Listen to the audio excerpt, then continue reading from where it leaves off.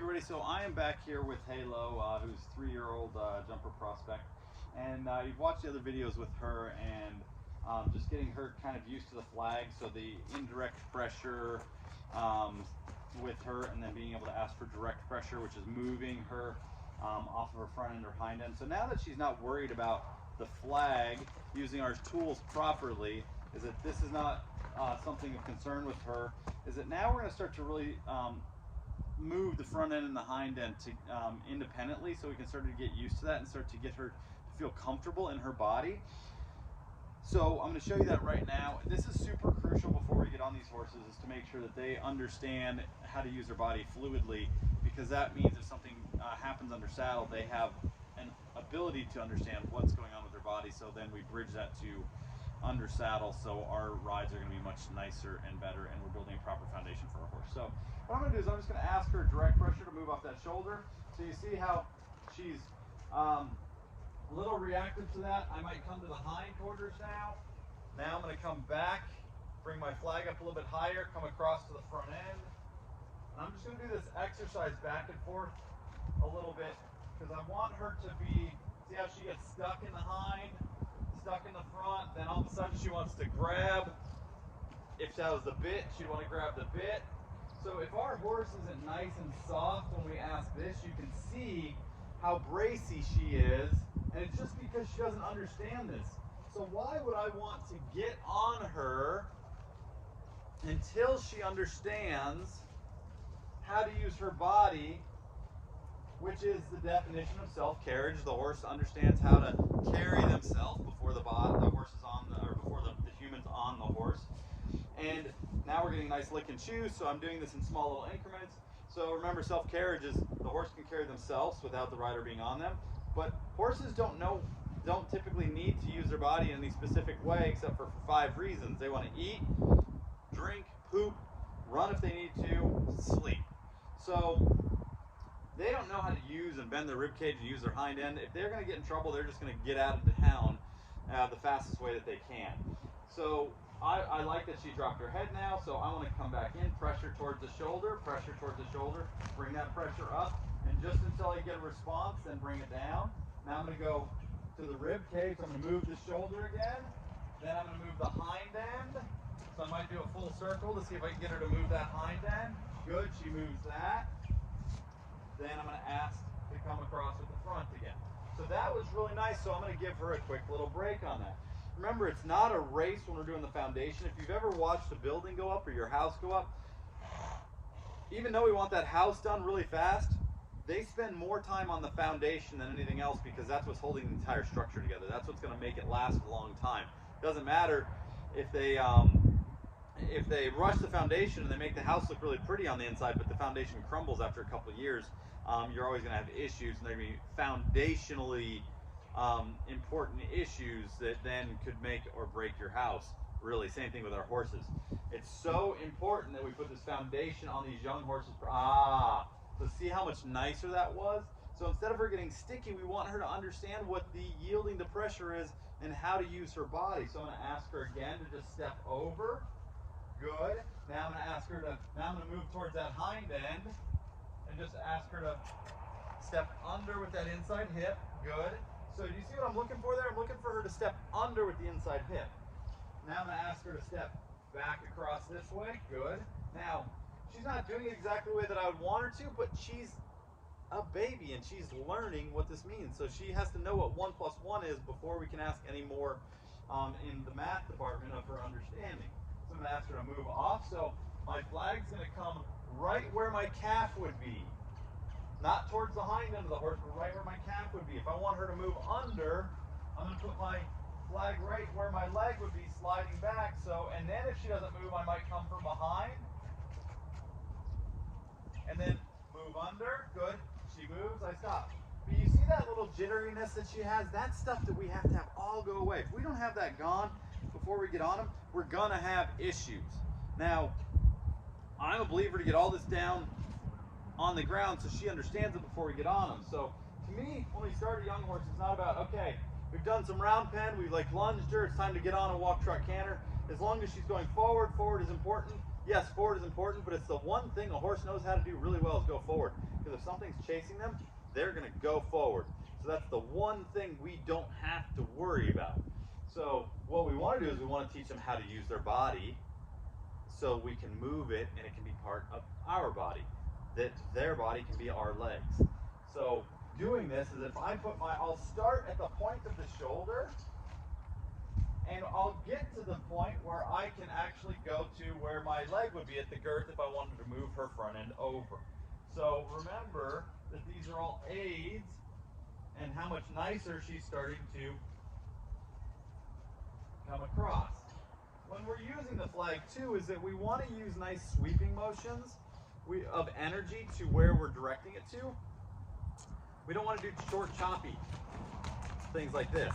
We want to sweep and make sure that energy is going to where we need it to go. So if I'm going to ask her to move, so I'll go back to, for a second, I'm just going to go back to making sure she doesn't have an issue with the flag. I want her to know that the flag is not a bad thing, it's just an extension of my arm. So now all of a sudden if I put that pressure, good, she steps off. She steps off, good.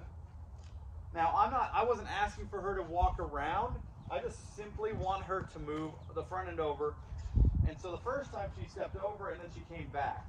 Now that got that lick and chew, so I'm gonna let her marinate on that for a second. I also, if you've watched the previous videos on her, is getting her to want to be with me.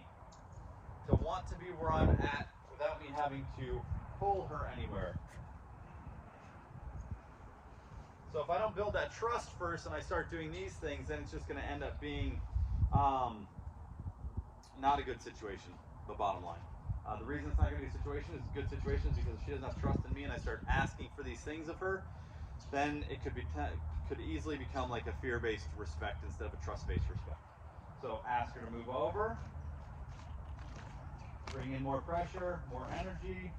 As soon as I get that result, take all energy off. So your horse might get this a couple times, then you give them a break for a second, and then they forget it.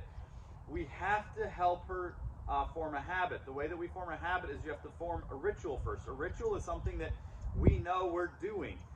We're very aware of it. We're going to get up and work out every day. We're going to get up and do that. After a certain amount of time, then it becomes just a habit. I get up, I turn on the light, I brush my teeth. That's a habit, right? You get into the fact of going to the gym.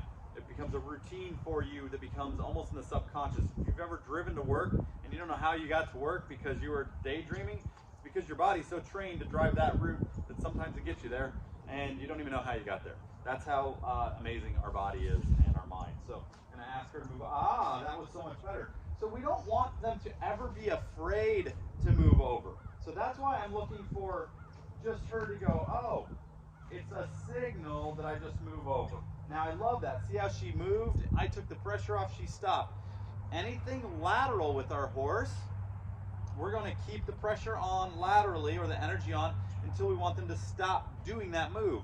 Anything forward with our horse, we ask and then we take the pressure off and we want them to maintain that speed, whether it's a trot, canter.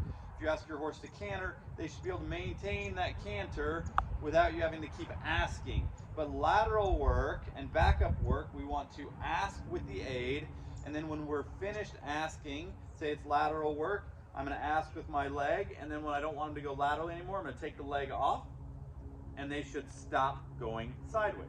So that's something that we're going to watch and learn with her.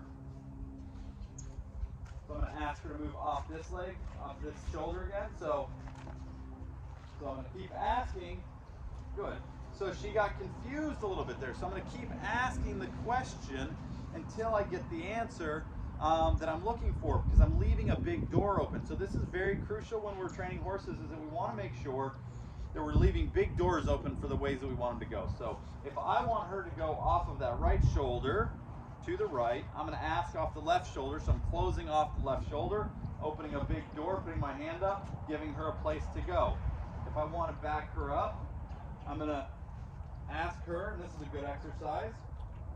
Good. So she takes one step backwards. If she would have gone sideways, I would have kept asking for that backup until she went backwards one step. If she would have gone sideways this way, I would have still been consistent with my ask until she took that one step this way. I had someone ask me just the other day, they saw one of our horses and the backup was really nice, and this is a eventing judge, happens to be an Olympic rider and Olympic coach, and he said, how do you get your horse to back up so nicely and actually have them, when they step backwards, their diagonal pairs are in sync with each other? He said, that's like a 9 or a 10 in the backup. He goes, I never see that. I said, I work on it so much on the ground to get them to have that energy to back up and really want to use themselves. It all starts on the ground. So all of this, footfall, understanding where the horse's feet are. So right there, she gets grabby, so she's a little bit reluctant on the halter there, so I'm going to keep asking here and holding the head right there till she softened. That was great, right at the camera view. You can see she stepped under and she softened instead of wanting to brace this way. Any of these things that we see on the ground, you're going to experience those under saddle unless we fix those things. So I'm going to ask again. So I wanted you to see kind of like what it looks like now and what it's going to look like for her. Good. When we get all of this coming together, because the whole goal is to have the safety where she feels safe with us, have the trust, and then have her be able to utilize her body in a fluid way without resistance anywhere in her body. Not in the pole, not in any of the cervical vertebrae, not in any of the thoracic vertebrae. We want her to be soft in the back, use her abdominal muscles, and be supple in any direction we ask, and that's through the transitions, that's through everything. We want that smoothness. You get in your car and you drive it, and the car's a machine, but you still get in your car, and if you go to leave your garage or your driveway and the steering wheel sticks a little bit and the throttle sticks a little bit, you're probably not going to drive it very far. You're going to go, this needs to be smooth. I need my car to turn smooth. I need it to accelerate smooth. I need it to back up smooth. And that's the key with our horses, as a living, breathing creature, to be able to be smooth. We think about it as a dance with our horse, is that you get in that nice rhythm with your horse where you're dancing together and everything is flowing. You're not mechanically dancing like a robot, right? So that is our goal before we get on, because then it makes it so much easier. If you guys enjoy this, please hit subscribe, and more videos on Halo to come, and also other horses that we have in training. Thanks so much. Have a great day.